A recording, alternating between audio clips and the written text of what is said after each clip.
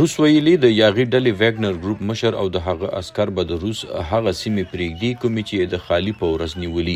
که داسې وکړي نو د کومو تورونو سره به نه مخ کېږي. د دې سره په لسیزو کې د لوی امنیتي کړکېچ څخه روس خلاص شه. د ویګنر ډلې او د روس د پوځ ترمنځ پر تشدد شخړه 13 ورځ راپورته شوه کله چې د روس په سویلي سیمه کې یاغي ډلې په پوځي مرکزونو قبضه وکړه او په شمال کې د روس پایتخت اړخ ته یې مخه کړه. د پریګوژین د دغه اقدام څو ساعته وروسته کرملن اعلان وکړ چې دی به بیلاروس ته اوړي او په بدل کې به روس نه دی او نه د وسلوال محاکمه کوي.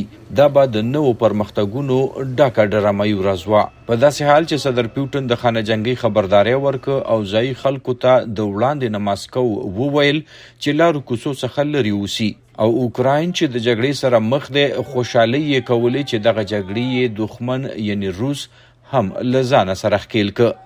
دغه چپې سمدستي هغه وخت خپل مخه بدله کړه کله چې یاغي مشر پریګوژین حیرانونکی اعلان وکړ چې د روس پایتخت کې وینې تویولو مخنیوي په خاطر دی د عسکر راوګرځي او په میدان جنگ کې خپلو اډو ته ستانه شي.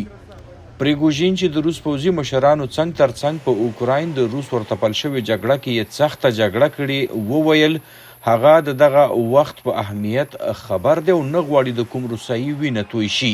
د ځایي والي په وینا اتوار په ورځ وختي د سهار ویګنر ګروپ خپل جنګیالي او سامان جنگ د راستوپ آندان ښار پوځي مرکزونو نه راوویستل خو چې کله دوی وتل نو یو شمېر ځایي خلکو خوشحاله نمانځلې او د ویګنر نارې د پوځي مرکزونو بهر وخلې. د ویګنر وسلواله ډلې د راپورونو وروستو د لیپسک سویلي سیمې چارواکو د محدودیتونو د ختمولو اعلان وکړ. د دغه سیمې مرکزي ښار د روس پایتخت نه صرف 280 میله لرې دی.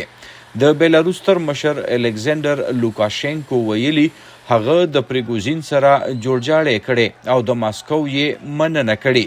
د کرملن وایان دیمیتری پیسکاو وروستو د میډیا سره خبرو کې ویلي د پریګوژین خلاف جنایتي مقدمه به ختم شي او هغه به خپله بیلاروس ته ځي. ښاغلي پیسکاو دا هم وویل چې د ویګنر ډلې وسلوال به هم د وسلواله یاغیتوب په جرم نه محاکمه کیږي. د خونریزۍ داخلي جګړې او نه اټکل شوو نتیجو سره د انخطو مخنیوی دی وایي چې یې لوی هدف و.